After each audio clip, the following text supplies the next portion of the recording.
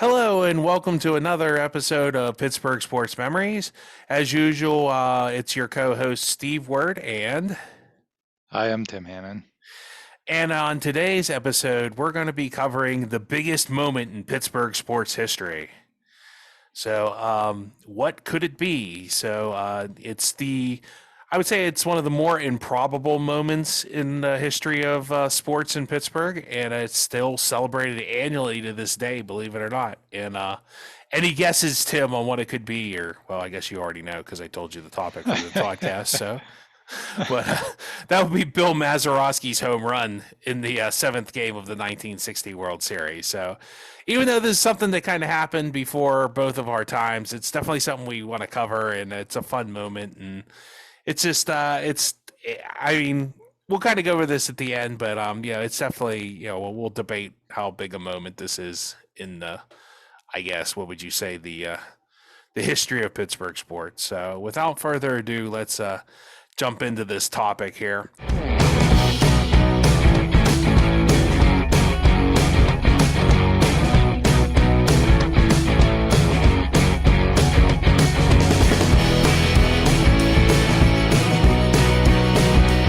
Just for some background, since 1960 was the 52 years. Is my math right on that? Is it 52, Tim? You're more of a math guy than I am, right? I think it's 62. 62. Wow, 10 short. All right. Well, wow, 62 years. So this thing's like 3 years away from Social Security, 5 years, Pretty 67. much. Yeah. So it's getting close to retiring, putting it in its time. Um, so what was different 62 years ago in baseball? So that would be the equivalent of like baseball in 1900 from today, right? Yeah. So like Wow. Yeah. it's like talking about when Honus Wagner played back wow. hmm So that's a long time ago.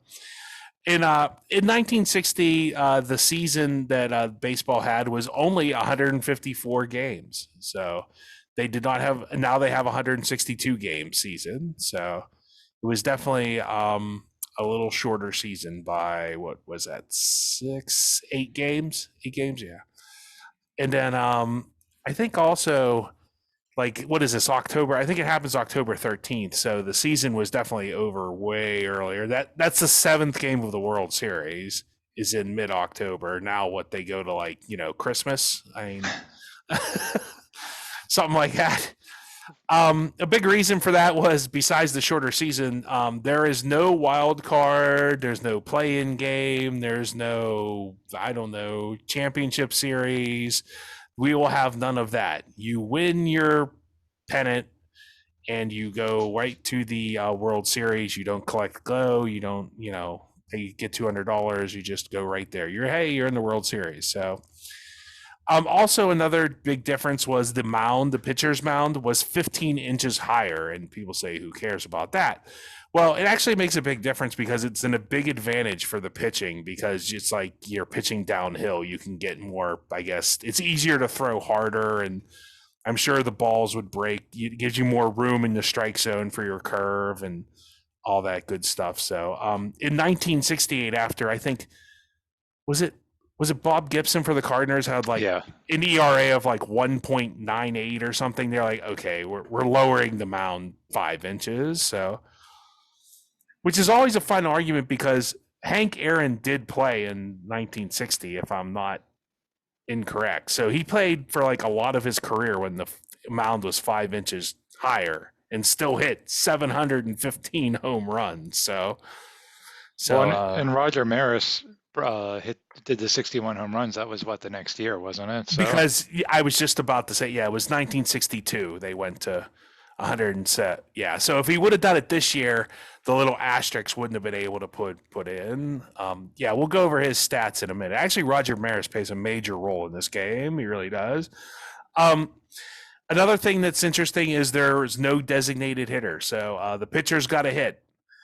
And the designated hitter actually would not even be in effect until 1973, and that was only in the American League. And of course, now after the, I don't know, lockout, there's designated hitters in both leagues. So that's just happened 2022. So you can debate that all day. I don't like it. I think the pitchers should have to hit, but I'm apparently in the minority on that opinion. So, hey, to each their own. Also, another big difference was in Major League Baseball, there were only, believe it or not, 16 teams. So like literally in the American League, there were 8 teams. In the National League, there were 8 teams. So let's see, the Brewers. I'm not seeing the Brewers on there. Houston wasn't there. The Dodgers had moved to Los Angeles and San Francisco. The Giants had both moved out. The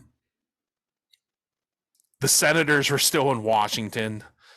So who else were the Kansas City Athletics? Jeez, I don't know if they were before the Royals or what, but no teams in Florida.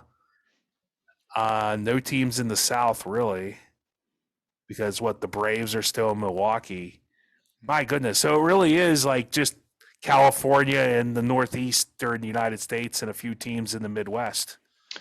Even the Mets aren't there yet, right? Because right, no, there's no Met. Well, the Mets don't come because the Yankees were the only team in New York for a couple more years. Yeah, that's another thing that happens that plays in, as we'll get into. Yeah, but so the Pirates won the National League, which it's just so weird because there's no divisions either, Tim. It's just the National League. They won their, I don't know, what do they call the National League? I don't know, conference? Just the league. They won the National League pennant. Yeah, by 7 games over Milwaukee. So, and the Yankees won the American League pennant by 8 games over Baltimore. So that sounds kind of anticlimactic for the end of the season. So, I mean, if you're up by that many, what was their magic number? They had to have clinched their magic number by then. So that's how the season kind of played off. So it's the Yankees and the Pirates are going to the World Series. On the 1960 Pirates record, they had 95 wins and 59 losses, and they had a pretty decent team. Their batting, they were definitely much more of a hitting team. I have some of their hitting stats here. They were, let's see, players who you might know from that team. They had Dick Groat, who played for Duke. Bill Verdon. I don't think is Bill Verdon in the Hall of Fame. I don't think he is. I don't think so, but he certainly had a very long big career after he played, which I'm sure you'll talk about. Yeah, and I met Bill Verdon actually. And he actually, ended up managing for the Yankees. He's one of if you remember the Seinfeld episode where Steinbrenner's listening, he's one of the people he gets Steinbrenner's fired. So Verdon Law, who plays a major role, some guy named Roberto Clemente. I ever heard of him? I don't know. He wore 21. I don't know. Played right field, something like that. Bill Mazeroski, of course. And Hall of Fame and a manager, Danny Murtaugh. Mazeroski and Clemente are the two in the Hall of Fame from that team. Danny Murtaugh is not in the Hall of Fame. That's debatable. My uncle is a huge, you think that's a big, I guess, miscarriage of justice there, that Danny Murtaugh. But we'll go over that during the game too. Murtaugh really makes some pretty smart moves during the series in general, and especially that 8th and 9th inning that kind of set up Mazeroski for his moment. But not the I think everybody knows what happens at the end of the game. But hitting, Clemente had a 314 average for the season with 16 home runs. Bob Friend was their best pitcher during the regular season. And this is wild. When I was researching this is one of the things that are this is so 1960s baseball and just baseball way back when, how much things have changed. So Bob Friend had a 3.0 ERA, which not bad. The ERAs were a little lower back then. He had 18 wins. He pitched 275 innings in a season.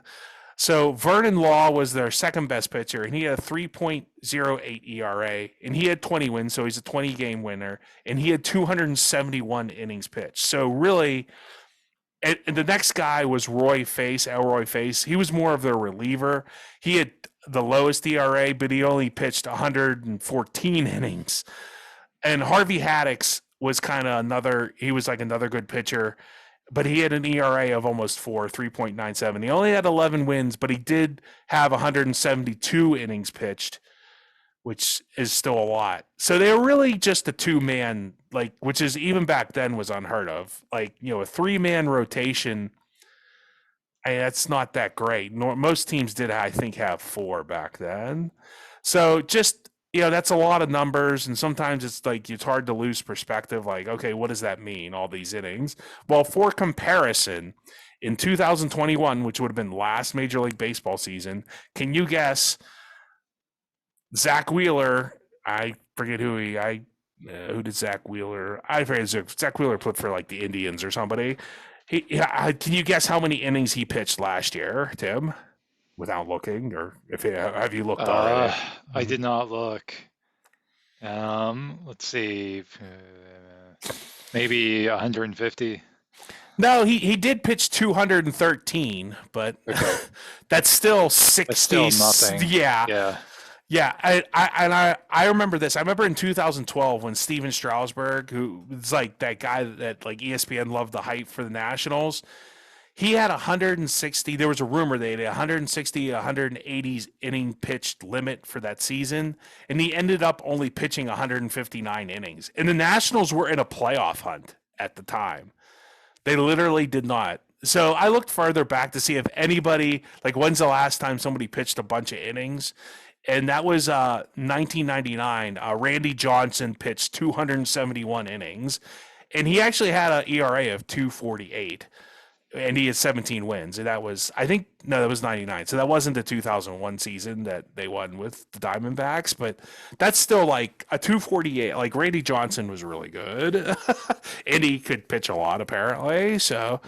But just for comparison, it's very rare. Like, most people, I think, go like 170, 150 innings, somewhere in there. That's probably where you're topping out at anymore. Plus, like, it's a lot different. Like, there wasn't like specialized relievers. Like, the relievers weren't called like relievers, and they didn't keep track of saves until I think the 80s. Like, they were called firemen, like, and he would bring them in when, like, oh my goodness, it's the 7th inning and we're only up by a run and we got 2 men on and nobody out or 1 out, and we just bring a guy, and he would come in like Elroy Face, or would come in and like pitch from the 7th inning to the 9th inning. He wouldn't just come in and like, oh, I just pitched the 7th inning. Oh, another guy pitches the 8th and another guy pitches the 9th. Like, you would pitch from whenever you came in till the end of the game. So it was very different type of game back then, just was. And I think I looked up the times of the game. It was funny. I think that 7th game, I mean, the scores, they scored a lot of runs. There was 19 runs scored. It only took 2 hours and 36 minutes to play, which is just, unreal comparing like 3 and 4 hour baseball games nowadays. But going on to the 1960s Yankees record, they were 97 wins, so they actually had 2 more wins than the Pirates, and 57 losses. And they had some guys on their roster here, Tim, that you may have heard of before. Roger Maris, Mickey Mantle, Yogi Berra, Whitey Ford singing the blues. No, that's just the title of an album. But Casey Stengel, who was their manager, and that was all of those guys would end up in the Hall of Fame. Yeah, it's a pretty stacked roster. As usual with the Yankees, that's just how they roll. So Art Dittmer, who I've never heard of, had a pretty good 3.06 ERA. Whitey Ford had a 3.08 ERA. He had kind of a down year, but he was still probably their best pitcher. Ralph Terry, who's of course going to go into infamy, had a 3.4 ERA with 10 wins and 166 innings pitched. And just remember, like, there's no real relievers. Like, the closest thing to a reliever between these two teams, I would guess, would be Roy Face. That was like the closest thing to like a bullpen guy, So there really isn't like a lot of bullpen people. So on to what the Yankees were doing. So some guy named Roger Maris, he only hit 39 home runs this season, Tim. He kind of was slacking off. And 100, he didn't get to hit his 61 until next year, I guess. and 112 RBIs and 283 average. But thank goodness for the Yankees. They had somebody, because since Maris could only hit 39 home runs a year, they had Mickey Mantle picked up the slack and hit 40 home runs too. So, he was covering for him. I mean, that's just to have two guys over 30 home runs. And what's his name, Maguire and Canseco ever have that in a year with the A's? I mean, that's just crazy. That's amazing. And just for fun, Yogi Berra had 15 home runs and 62 RBIs. And actually, their best hitter, although Yogi Berra was like one of the older players on the team, he was 35. Bill Skowron, who I never really heard of, he had I think 26 home runs and 91 RBIs and a 309 average. So he hit best for average. So they had like four guys that could like really hit. Not exactly murderer's row, but they're pretty good. Probably the weakness to the Yankees is their depth of pitching, I would say. So they're they have a little better depth of pitching than the Pirates, and Whitey Ford's probably better than Vernon Law overall. But it just, the way it plays out is very interesting. There's a very interesting series, and it's one of the, it's a very unique series. Like the way the Pirates won, really, I can't think of a team that's done this way before. So what had the Yankees been doing from 1950 to 1960? Well, what they had been doing was winning 10 of the previous 12 years, the pennant they had won. So they'd been in the World Series like 10 times already. They had won the World Series 5 consecutive times from 1949 to 1953, which is still an MLB. They won the World Series 5 years in a row. That's crazy too. That's a major league record. I don't think anybody even been in the World Series twice yet. I didn't even look that up. I probably should have. But well, the Yankees. I know at the end of the 90s, you mentioned that 2001 series where the Diamondbacks beat them. I think they were going for 4 in a row in that series because I think they had won 98, 99, and 2000, and then the Diamondbacks beat them in Game 7. So they kind of did it again at the end of the 20th century, but that was only 3, not 5. 5's crazy. That's like the Canadians in the 70s. Yeah, it's right. Yeah. So they're really good. They won 6 World Series, 8 AL pennants. Total, I think that's in the 1950s. I think, did they win 8 more? No, I know. Wait, wow, I don't know. I didn't write that sentence very well, but that's crazy. The last World Series they won before this was 1958. So that was like literally they missed one. I think the season before the Dodgers won, they beat the White Sox in 1959. So the Yankees had taken a year off from being in the World Series. They took a season off, I guess. So in stark contrast, let's see what the Pirates have been doing. They had won the World Series in 1925, and then they had lost to the Yankees in 1927. That's, of course, was Murderers Row in a sweep. Then after the war, they really stunk. They brought in the famous GM Branch Rickey, who actually was the GM for the Dodgers, who built that team. And the Dodgers ended up being pretty good because the Dodgers never won either because they were an NL team, but they always lost to the Yankees or somebody in the World Series. But he brought in Jackie Robinson famously, and he built a pretty good team too in Brooklyn. But what he did in Pittsburgh was he famously traded Ralph Kiner, who was a really good player in the 50s, saying, "Son, we can finish in last with or without you." So that was kind of like one of his famous quotes. In 1952, the Pirates had one of the worst seasons in MLB history. I remember reading like a whole ESPN article about this. Like they won only 42 games.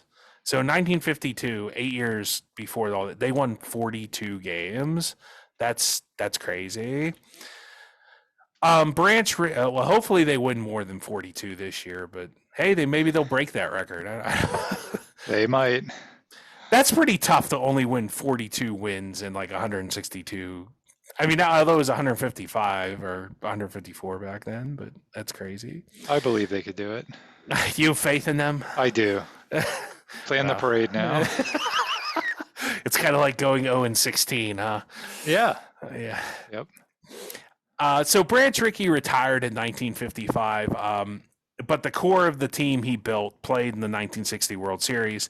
He had like people like Dick Groat. He talked Dick Groat was an All-American basketball player at Duke, but he talked him out of going to whatever was the NBA. I guess the NBA was around. Yeah, the NBA was around then, but he talked him into playing baseball. He also had gotten Clemente, Mazeroski, Elroy Face, and Vernon Law. So kind of the core of the team was built by Rickey. And I think the owner of the team was the Galbraiths. So the Galbraiths had bought the team in the 50s, and the Galbraiths were actually very good owners. They won 3 World Series with them until they finally sold the team in the early 80s.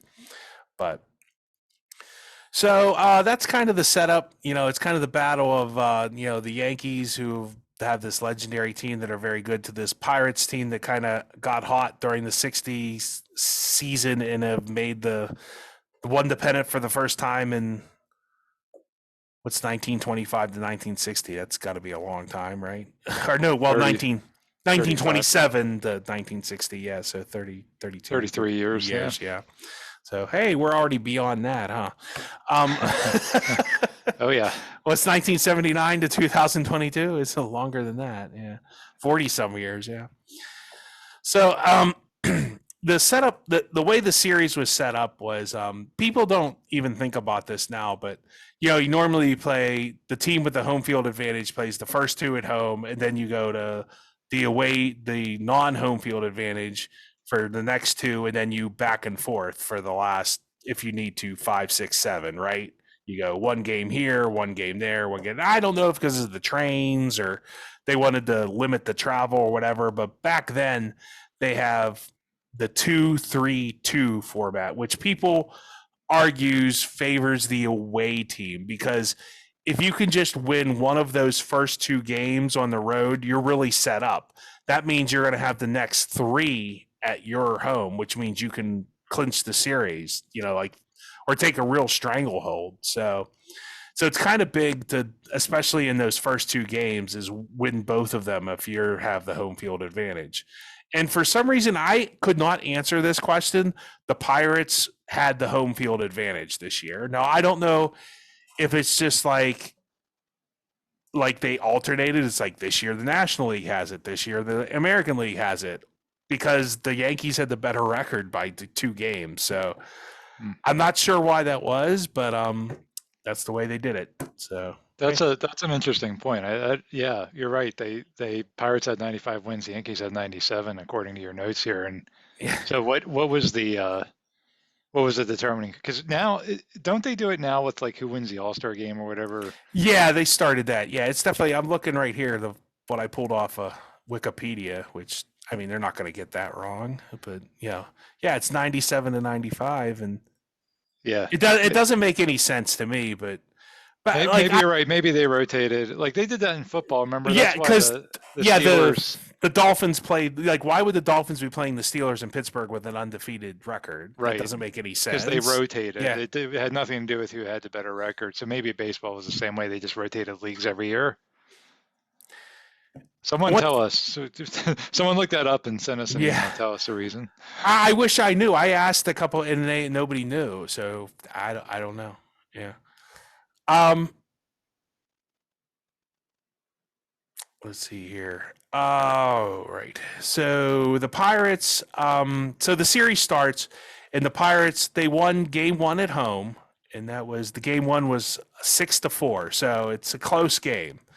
And the Pirates win, and that was, I do believe, Vernon Law was the pitcher that game. So game 2 rolls around, and you got to win game 2 just to kind of hold serve, to use a tennis term. And can you guess what the score of that game was, Tim? Well, I don't know what the score was, but I know anytime the Yankees won in the series, it was not a close game. Yeah. So apparently the New York Football Giants came to town and won 16-3. So on a couple Frank Gifford touchdowns there or something. 16 runs. Like, and I do believe that was Bob Friend. Like, Bob Friend had a really bad. And look at the time, the game, the Yankees scored 16 runs and they played that game in 3 hours. Wow. That would never happen today. No, that would never happen. So the Pirates are now like lost home field advantage. So it's, the series is all tied to 1 and it goes back to New York at Yankee Stadium. And so the Pirates, I'm not sure. It was, I didn't write down who pitched. It was some weird guy who pitched I never heard of, who pitched game 3, but the results weren't much better. It was 10-0. They pitched a shutout. And I do believe in game 2, that's Whitey Ford pitched that game. And so that was I mean 10-0. It's not good. Let's see. So they go to game 5. Like it's so now it's what is it? It's 2-1. Game 4. In game 4, yeah. Game 4, the Pirates eke out a win 3-2. So that's a big win. And then it comes to that critical game 5, which in every series, game 5 is always considered kind of the turning point of the series. So now we're tied at 2, correct? Yes. And so Harvey Haddix, who was okay, wasn't great. He pitches like the game of his life pretty much. And the Pirates win 3-2 in Yankee Stadium. So that was or no, it was 5-2. Yeah, no, they won. Yeah, because they won game 4 and game 5. So yeah. So they're coming back to Pittsburgh. 3-2 lead. Dude, right? Yeah, because he pitched that. The game 5 was really the big turning point for them. They won that critical game 5-2, and Vern Law pitched the 3-2 game in game 4. So that was a key game too. He only gave up 2 runs in Yankee Stadium to that lineup, to Maris and Mantle, and this is on top of Vernon Law pitching 270 some innings. So I mean, they're really keeping together. Him and Harvey Haddix are kind of keeping the Pirates in the series when they pitch. So now the Yankees are down 3-2. So in game 6, in an elimination game for the Yankees, Casey Stengel sends out Whitey Ford, their best pitcher, because if they don't, you know what I mean? You can't play game 7 until you get to game 7 would be my logic. Now, why you wouldn't pitch Whitey Ford in game 5 doesn't, I don't know. You could argue that all day, I guess. But they win, and it's another blowout. It's 12-0, and that's at Forbes Field. So when the Pirates won game 5, they were in really good shape because, think of it, they only had to win one of the next 2 games at home. So they really had a really good chance of beating the Yankees, even though the Yankees were probably the better team. So that sets up game 7, but the game 7 is now they don't have their best pitcher. Think about it. The Yankees just kind of wasted Whitey Ford on a 12-0 game, and it's like now game 7, you don't have your best pitcher. So they send out Bob Turley. In contrast, the Pirates manager, Danny Montauk, gets to set out Vernon Law, who's already won his other 2 starts and has pitched incredible the whole series. So he's already won games 1 and 4, and he had not pitched since Sunday. I looked it up, and this game was on a Thursday. So he had at least 3 days rest. So they got a good chance here. They've set themselves up. Murtaugh's got them to a game 7 elimination game. Anything can happen, right, Tim? Yeah. And anything does happen here. Well, and like you said, I mean, the game 7, you get to something like that in baseball, it's all about who's on the mound.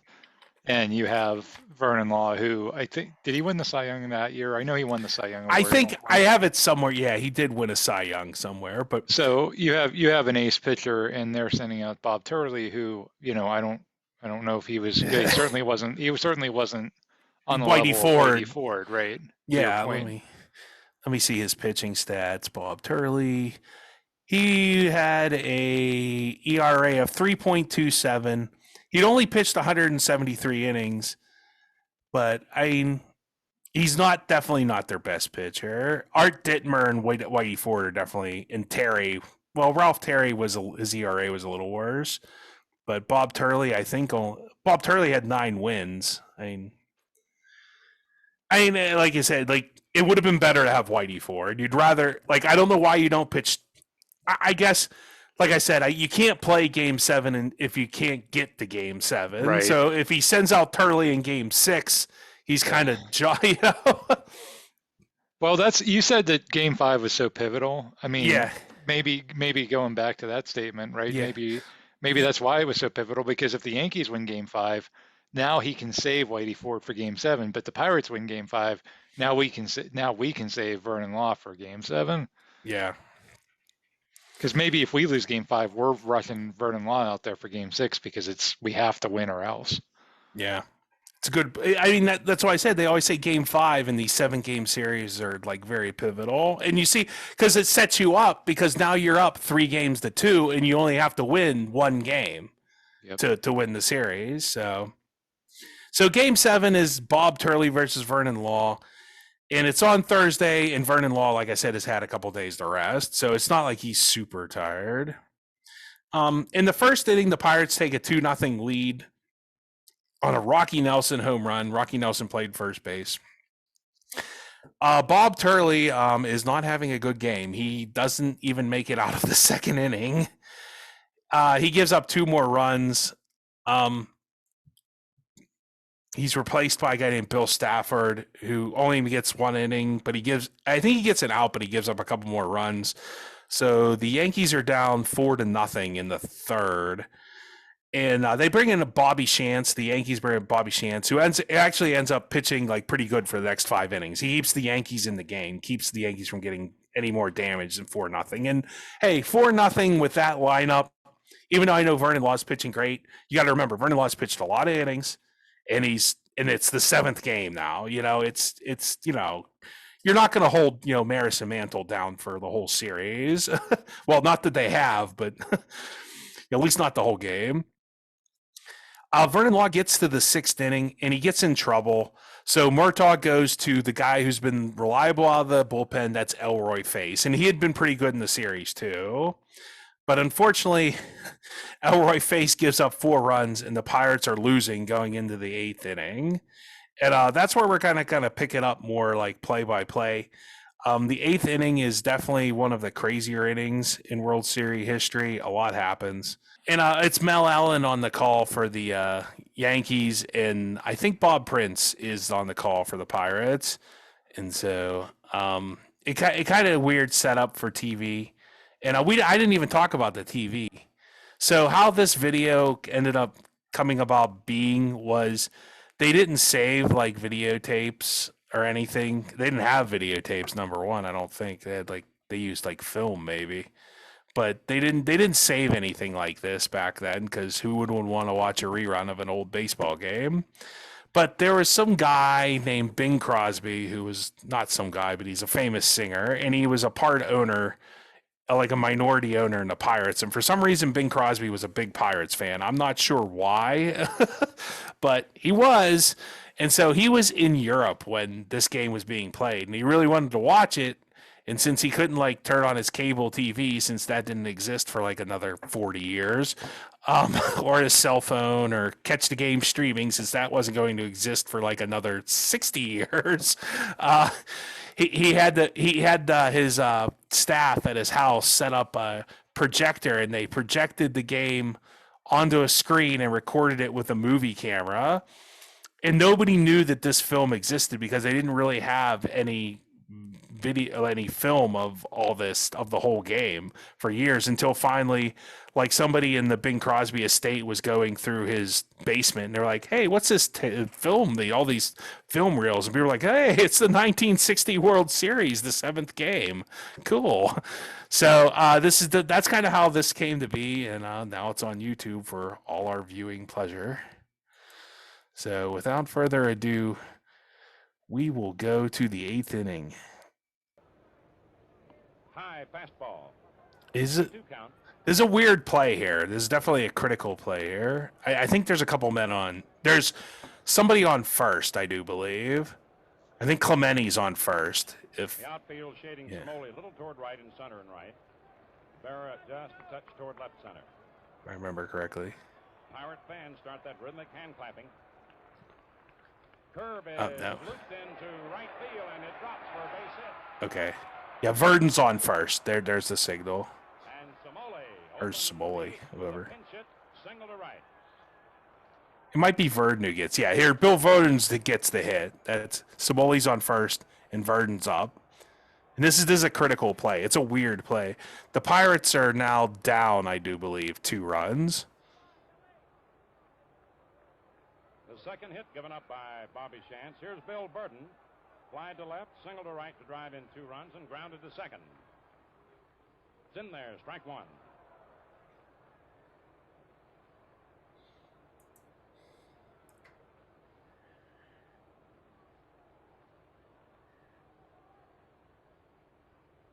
There's the ground ball hit to short, knocked, and it hits Kubek in the face, and all hands are safe.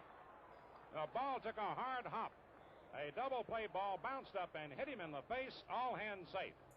So if you didn't catch that on the pod, like what had happened was Bill Verdon hit a sharp grounder that hit a rock in the Forbes Field infield and hits Tony Kubek, the shortstop for the Yankees, right in the face, and everybody's safe. So there's 2 men on. I can't remember if there's anybody out, but it's a weird play, and it sets up the next thing because now the Pirates are down, I do believe. I just looked at that score because the Yankees scored 2 runs at the top of the 8th. This is the bottom of the 8th, and I think so it'll be 7-4. 4, yeah. So they're down a couple runs. So we will go to That is a huge play because Verdon hit it right to the that should have been a right to double Kubek. play. Yeah, Oh, it would have been 2 outs, and instead it's 0 outs. I mean, and like you said, it wasn't like Kubek made an error. It wasn't, it was just it literally hit a rock and it bounced. It took this really weird bounce at him right. I think it hit him right in the throat, didn't it? Yeah. And he came out of the game. He didn't play the rest of the game. He was badly, like it actually hurt him pretty good. So, I mean, what a fortuitous bounce for the Pirates. I mean, you want to talk about, that's almost immaculate reception level. Like the ball just poing goes in the direction you need it to go in, exactly the direction you need it to go in.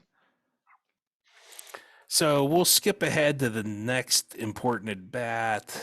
Let's see. I think this is it here. I think it's Dick Groat. Yeah, it's Dick Groat. So 2 guys on with Dick Groat. Curveball over, strike 1.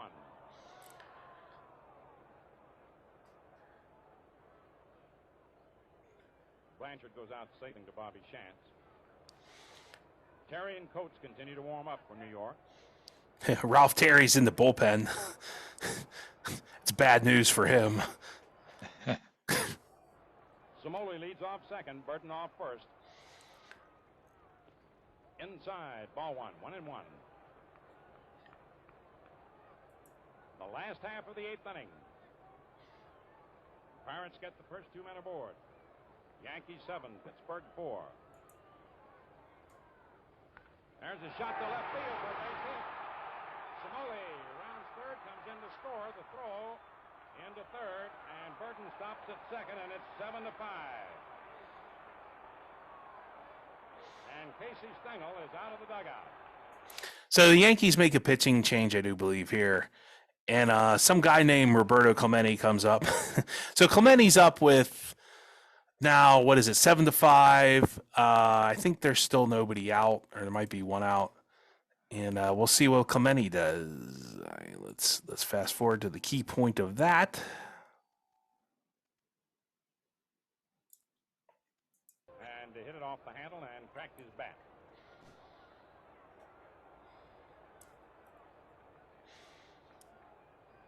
The bat boy brought out a couple, but Clemente wants still another.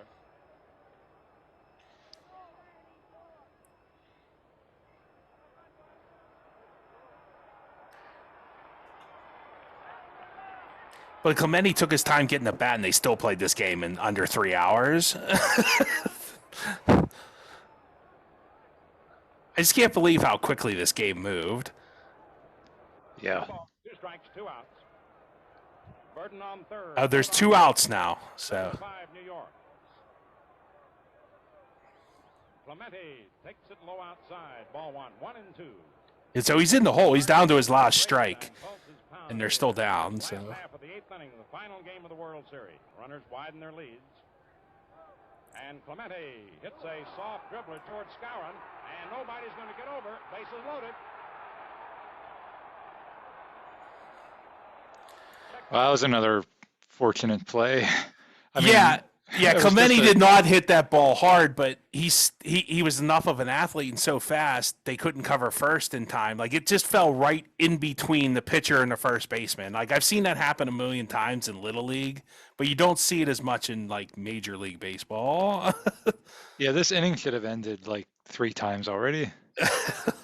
So the Pirates are catching some breaks here, but Clemente's a great hitter, and you know he made a play. He had 2 strikes on him. He was down to his last strike, and I've heard people call that a Baltimore chop for some reason. I don't know, but it was just a high bouncing, like looping infield hit, and it wasn't an error. It was another play. It really wasn't an error. It's just Clemente's fast, and he hit it high enough. He was able to beat the guy to first. I mean, he hustled down that line. So next up comes catcher Hal Smith. So we will go to Hal Smith's at bat next.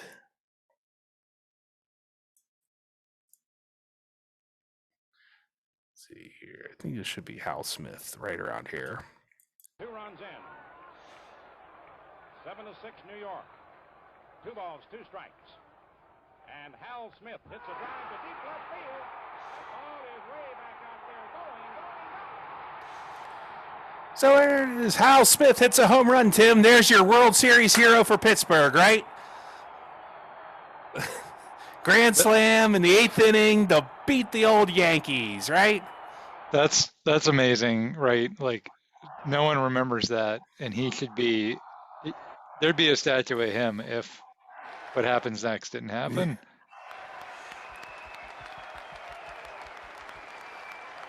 There's Franco.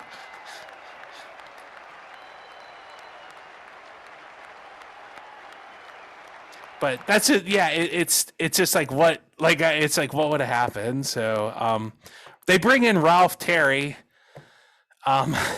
who comes in and he actually cleans up. He gets the last out, and they don't have any more. He finishes up the 8th. So now the Pirates lead. What was that? It was 4 runs, right? So they're up by what? 2, 1? Yeah, 9-7. 9-7. So, and they're literally 3 outs from the World Series, right? So Danny Murtaugh he brings in his best regular season pitcher, Bob Friend. He's already burned Vernon Law's best starter, Elroy Face's best reliever. So he's down to Harvey Haddix and Bob Friend. That's his last 2, besides whoever else is left in the bullpen at that. I mean, so he's kind of out of options at this point. So, and I think as I watch this game, I realize like he had Bob Friend on a very short leash. Like he wasn't dumb enough to just, well, that's my guy. Let's throw it out there and let the Yankees score 1 million runs, right? So the way he manages this 9th inning is very skillful with his pitching because like he was really in a tough spot, quite honestly. He burned his 2 best pitchers, and I think he took out Elroy Face to pinch hit because he was down 2 runs in the 8th. So he had to take, you needed the runs again. Once again, it's very like Danny Murtaugh did a very good job in this 7th game. It was a heck of a job managing this. So 3 outs away, you just got to get 3, and no sweat, right? So Danny Murtaugh went with his best guy, kind of like how we mentioned the Diamondbacks in 2001. It is weird how there is like some weird similarities. Remember they went with Randy Johnson and Curt Schilling? He's trying to do kind of the same thing, only before anybody thought of it, and he didn't have a computer to tell him to do this. So Danny Murtaugh knew what he was doing. Go figure that.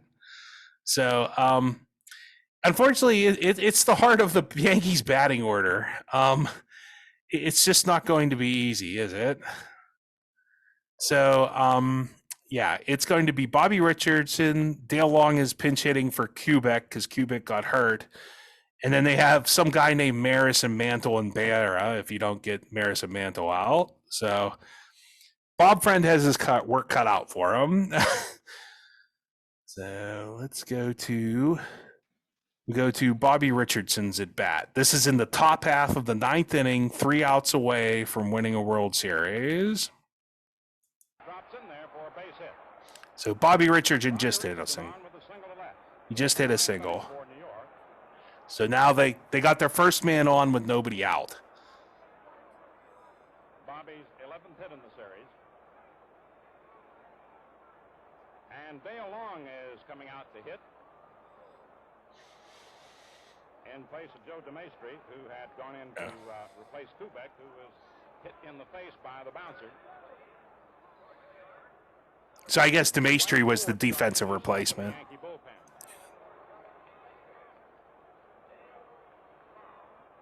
The Pirates opened up the bad bounce that got Kubek.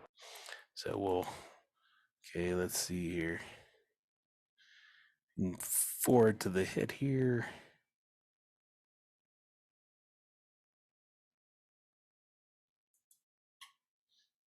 And out of the dugout comes. There we go. Hey, look, they're fighting over a foul ball. Some things never change, huh, Tim? Long series.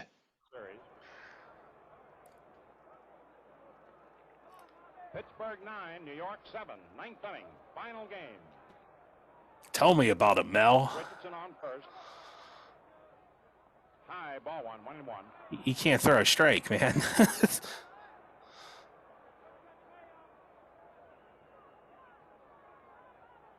Mizell warming up in the Pirate bullpen.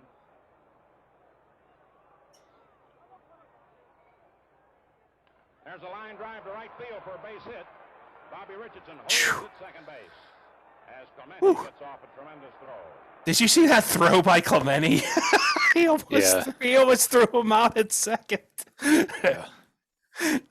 So thank God Clemente's in right because that guy could have been at third. But yeah, so now it's first and second with nobody out, and Danny Murtaugh has seen enough of Bob Friend. Dale Long pinch hits a single to right. And the Yankees are fighting back here in the first of the ninth, trailing 9-7 in the final game of the World Series. And with Roger Maris due up, Danny Murtaugh signals for a left-hander.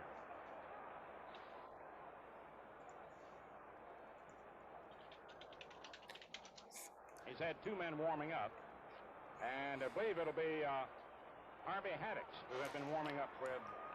This is this is like Stan Belinda-esque at this point. This is the situation. Only Stan Belinda didn't come up with a Hall of Famer at the bat. I mean, all Harvey Haddix has to do is get 3 outs with Roger Maris and Mickey Mantle to face. Oh, that's it, Tim. That's easy, right? No sweat. He's got it. I mean, he's like the Pirates' 4th best pitcher.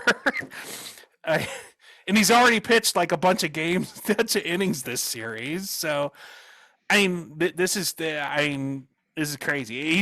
He has his work cut out for him. Let's put it to it that way, right? For sure. Yep, and 2 guys already on base too. Yeah, let me see if I can get the Mantle at bat in here.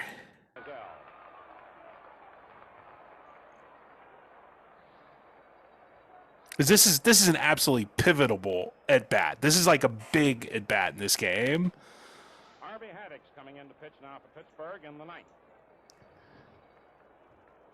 Haddix worked game 5. That was at Yankee Stadium, a game which the Pirates won by a score of 5-2. Pirate fans, you hear them booing. They're booing Bob Friend. Classic. Low ball 1. Richardson on second, Long on first. Oh, now we're behind Roger Maris.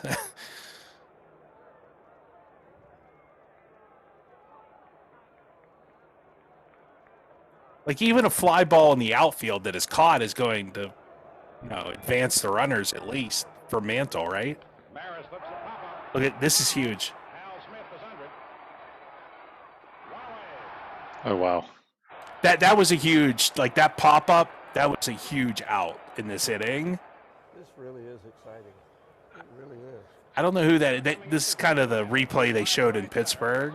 I don't know who that was talking. 2 for 4, 1 run batted in. Now all he's got to do is face Mickey Mantle with. Yogi Berra on If Mickey Mantle hits a home run, that's the go-ahead run. 9 to 7 in the 9th inning of the It's not like Mickey Mantle ever hit any home runs, right? coming into He's only hit 40 of them this year. Law and Pace and Brandon Haddix.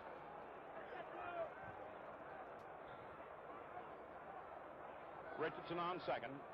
Long on first and 1 away.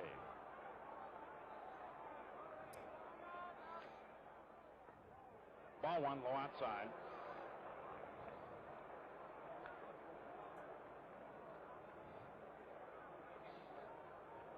Outfield deep straight away.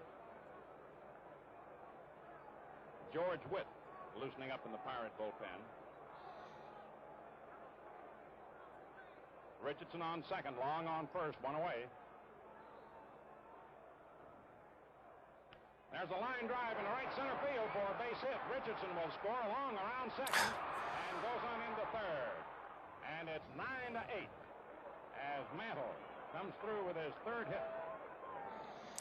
And then we're coming up on another weird play that if it happened today, this play would be like reviewed a million ways to Sunday, but it's the 1960s and we don't have any of that silliness. So Mantle, it's now 9 to 8 and Yogi Berra. It doesn't stop with this Yankees lineup, does it, Tim? It's just they just keep coming. So Yogi Berra, 1 out, and the Pirates have a 1-run lead, but they do have an out now. So we'll kind of fast forward to I think I have a play. Yeah, I have the play there. All right.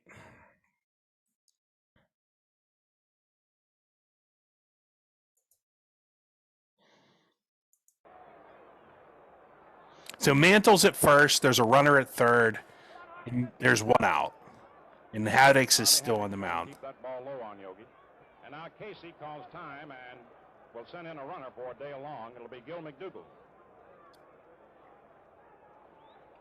For New York, number 12, Gil McDougall, running for Dale Long. Gil McDougall. Pittsburgh 9, New York 8. 9th inning, 1 out. McDougall on third, Mantle on first, Berra at bat. 1 ball, no strikes. 1 out. Final game of the World Series. Runners lead away from first and third. Outside, ball 2, 2-0.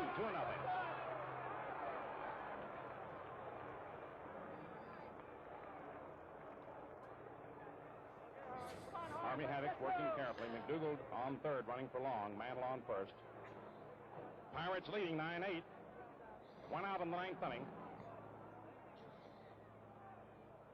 And there's a shot grab by Nelson. Steps on first, and Mantle gets back to first. He's safe, and McDougall scores the tying run on an amazing turn of events. Wow. Now, what do you think, Tim? Do you think he was out? Because like if you listen to what Bob Prince call, he thinks he's out there, but that's Mel Allen making the call, so he's safe. So if you're a Yankees fan, he's safe. If you're a Pirates fan, he's out. That would have been the World Series right there. So Pirates Steve- win, Pirates win. So Steve, describe, because we're watching. We're watching but it. people are listening. So to the what audio, happens describe what is, happened. yeah. So Yogi Berra hits a sharp single down the not sharp, but a sharp ground ball to the first baseman who was Rocky Nelson, and Rocky Nelson grabs it, and it's such a sharp hit that all he has to do is step on first. So when he steps on first, Berra's out. So now Mantle is free to go to second, but you have to tag him because there's no force now, right? So they got 2 outs. The runner's going on the hit. So as long as he can get Mantle out before the guy gets home, or Mantle gets safe, the series is over. Mantle dives around his tag and is safe, called safe at first. And like I said, if you listen to the replay, on the Bob Prince. Like I've heard the Bob Prince call and I've heard the Mal Allen. Mal Allen says he's safe all the way. How about that? Bob Prince says he's out all the way and says this should have been the Pirates. So like in the space of like that's when I say the 8th and 9th inning, there is like so much weird stuff that happens. There is a lot of like this is another one of those critical plays. If they just tag Mickey Mantle out here, that's it. The series is over. The Pirates win. So it's now tied 9-9, and Mickey Mantle's still at first, and they still have to get another out. And it's just like if that happened today, like how many times would they have replayed that? And like there'd be like 100 different camera angles. Was Mantle out? Was he safe? I mean, you can't really tell there. No, you can't tell. And Mantle, that was a mistake, I think, trying to dive back to first because Steve, if he runs to second, like you said, they have to tag him out. They can't force him out. So even if they get him in a rundown, the guy's going to score while he's in the rundown. So him diving back to first almost killed the Yankees there. Like he would have been smarter just to run to second and then like get keep him occupied. Drag it out. Yeah, just because again they would have never tagged him in time. The guy still would have scored. Because the guy was there. Well, there was only one out, but the guy had to be running as soon as maybe he wasn't because there was only one out, so he might not have been running. If there's 2 outs, he definitely would have been running. But right. And then so that would have been the 3rd out. Like that's what I'm saying. I think Mantle diving back into first was a huge mistake on his part because if he was out there, if they did apply the tag as he's diving back to first, that's it. That's a 3rd out. And like you said, the series is over. But if he just runs to second, whether he's safe or out, it really doesn't matter at that point. And Hal Smith is World Series hero, Grand Slam. Yeah. That's crazy, man. Like I knew some of these details, but you're right. The Kubek getting hit in the face, this play, and man, imagine what it would have been like as a fan. You're down 3 runs in the 8th. You have this amazing inning. Hal Smith hits that home run. You're on the top of the world. We're going to win the World Series. We just have to get 3 outs here. And then the Yankees come all the way back. I mean, that, like you said, very Stan Belinda, Doug Drabeck reminds me of that inning because it was the same thing. We had a 2-run lead, right? And so now you blow the 2-run lead. And I just, what a bunch of ups and downs in the span of half. I will say this: Stan Belinda didn't have to face Mickey Mantle and Roger Maris and Yogi Berra. Okay, I mean, I don't care who you are. That's a tall task there. Well, and again, that game it was 2-0. You know, at this game it was like literally a half an inning ago you were down by 3. Yeah. Now you're up by 2. Now it's tied again. I mean, that is just a lot of emotional ups and downs. I will still say the key play to that inning was getting Roger Maris to pop out with nobody out. That's the key play in this inning because that saved them from having the go-ahead run. They would have been ahead a run even if Maris gets a single or maybe a fly ball to the outfield. And then did you see Clemente boot the Maris after he made that great throw? Like Clemente booted a ball out there and right. Did you see that? Yeah, that was on the Mantle hit. Yeah, on the Mantle hit, Clemente booted a ball. It didn't cost him, but it definitely didn't look good. But I guess he was very young. He was very young. He was still a very young player back then. So he wasn't quite the Roberto Clemente of 1971 yet. So. And to your point about Mantle hitting a lot of home runs, I mean, it was. Like you said, you had Maris and Mantle and even Berra. Like none of those guys. Mantle got a hit. Maris pops up to the catcher in foul territory, and Berra hits that ball right to Nelson at first base. I mean, that was very fortunate that out of all 3 of those guys, all you got out of that was 1 single. You know, you didn't get anything. Like you said, a home run. I mean, then they're in the lead. Yeah. So. I didn't mark down who he got. They got so Haddix gets the Bill Skowron hits into an ending inning, force out, and so we go to the bottom of the 9th, and I don't think anything too exciting really happens in the bottom of the 9th too. All right, am I still? Yeah, I'm still sharing. All right, I have to go to a different video for this because for some reason they killed the sound. Yeah, on the other one. Right. Yeah. But this one is not so much. Okay. And this is not Mel Allen on the call. So, No errors. how about that, Mel Allen? At the end of 8 1/2 innings of play, it's the New York Yankees 9. Ralph Terry is on the mound for the Yankees. And Ralph Terry, of course, on the mound will be facing Mazeroski. And to go over that Berra play once again, it was a hard hit drive down the first base side. The Nelson fielded on the first hop and tagged the bag at first. That eliminated Berra. He was out. And then Mantle could have been in a rundown, but it was not the case. He dove back safely to first base. Here's a ball one, too high down to Mazeroski. And the Yankees have tied the game. So after the first pitch is a ball. Yeah, this is it right here. Well, but they have a conference at the mound. Yeah. I wonder what that was about. Hey, could you throw it right down the middle about belt high? Yeah, yeah, seriously. Mark Ditmar throws. Here's a swing and a high fly ball going deep to left. If they do it. Back to the wall goes Berra. It is home run. Ah, can't catch that, can you, Yog?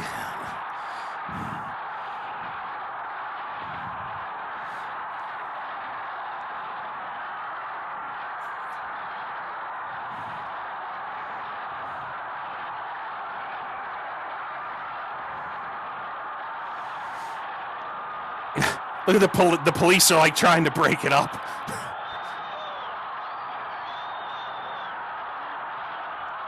So if you haven't figured that out, or if you just like under a rock or something, Bill Mazeroski on an 0-1 Ralph Terry pitch hits a home run over the left field wall, and Yogi Berra all he could do is watch.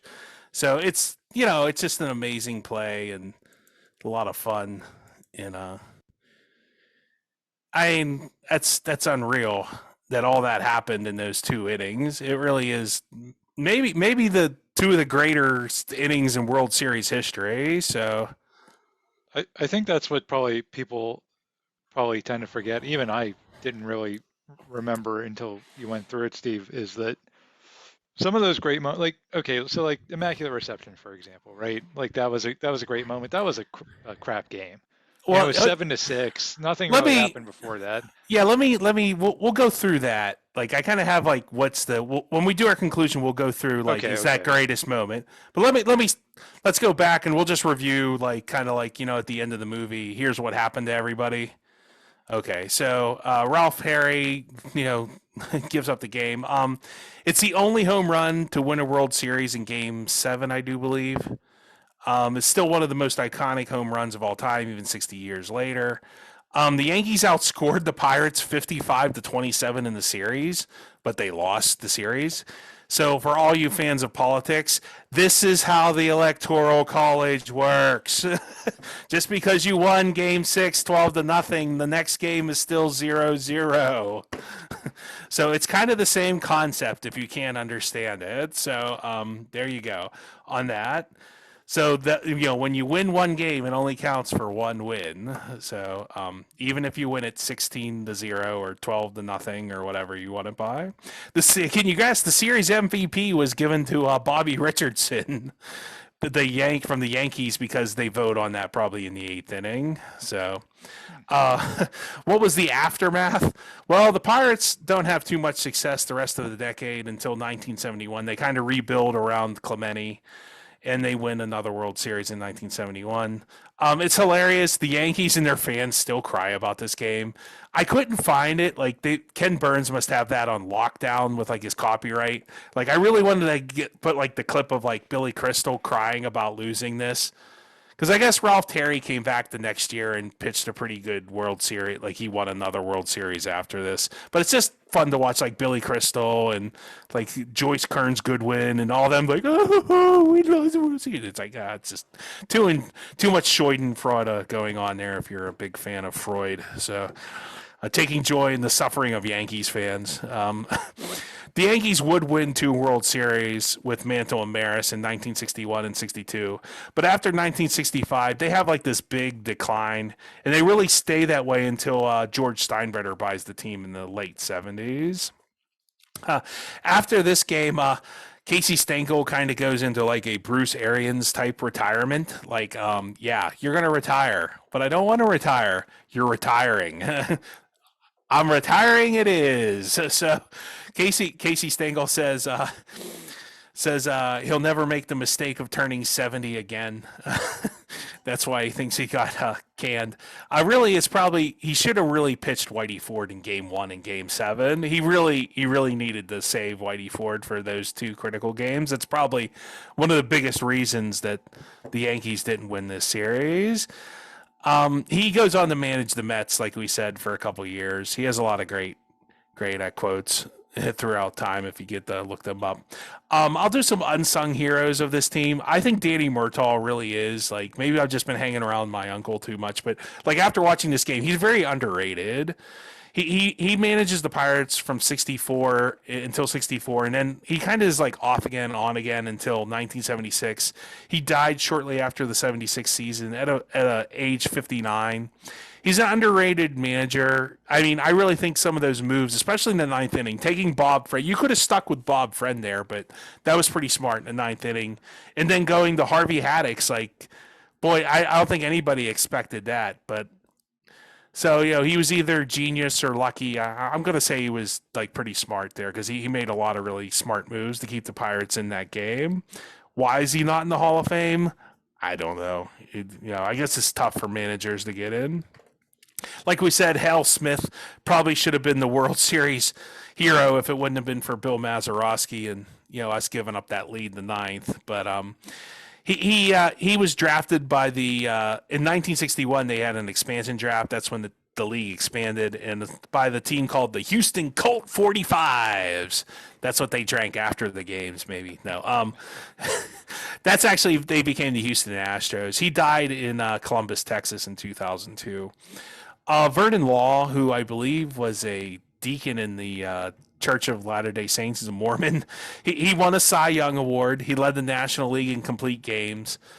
He had a 3.44 ERA in the World Series. He won 2 games, and he kept the Pirates in Game 7.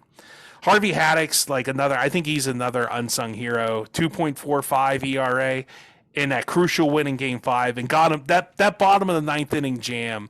They really should have won on that hit. If they just could have got the call or a little better tag on Mantle, like he really, that really should have been the end of the game. On to the sung heroes, I'll call the people Elroy Face. He's well known. He's got them out of some jams in Game 5. Got them through some tough innings in the middle of Game 7. Clemente, of course. He got a clutch hit pretty well for this series, had 3 RBIs, kept that 8th inning alive on that big chopping hit. And, of course, the man, the myth, the legend, that would be Bill Mazeroski. He's the guy that hit the big home run that put him in the Hall of Fame, basically. But he was also a very good defensive second baseman. He kind of had this trick, like instead of catching the ball at second, he would let the ball bounce off his glove and into his throwing hand so he could make the exchange really quick. So he turned a lot of double plays like that. But he's in the Hall of Fame too. We said at the beginning. And, of course, on to the conclusion, which Tim wants to get into. Is it weird that every Pirates game is won in Game 7s in the World Series? It is weird. But, Steve, I think you forgot one of the sung heroes, which is the rock that was in the dirt in the infield. Yeah. Well, there's actually a story about, I guess somebody was playing the Yankees in a later World Series, and somebody was like, go up to, what's his name, Kubek, and just say rock or something. And it's like, okay. Yeah. Whoever was dragging the infield that day and didn't do a very good job in Forbes Field. Isn't that like the most Pittsburgh thing ever? It's like, what about that rock in the infield? It'll never have any influence on the game. Just let it go. I mean, that seriously, I wish somebody would have dug that out and we could have it like in one of our... In the Western Pennsylvania Sports Museum, here's the rock that caused the ball. It has to be, is it the most dramatic championship winning play in Pittsburgh sports history, Tim? On with your point about the Immaculate Reception. Well, I mean, yeah, I think that, if you compare it to, because probably the Immaculate Reception, maybe the Santonio Holmes catch, right? I'd say people might tend to forget it wasn't just that play. The Immaculate Reception was a crap game. It was a 7-6 game, and then you had this amazing play. but no one really ever talks about what happened before that. This was a crazy back and forth game. I think it's more comparable to the Santonio Cats because that was also a crazy back and forth game. You had a bunch of stuff happen leading up to that. But I don't know. Bottom of the ninth inning of Game 7 of the World Series, winning it on a home run. I don't know that you can ever really top that in sports. Like I just don't know that you can. And to you said it's never happened before or since, and they've been playing the World Series for 120 years now, and that's never happened before in a Game 7. So I think you can call it the most dramatic, most memorable, whatever word you want to use for the moment in Pittsburgh sports history. I can't argue with that.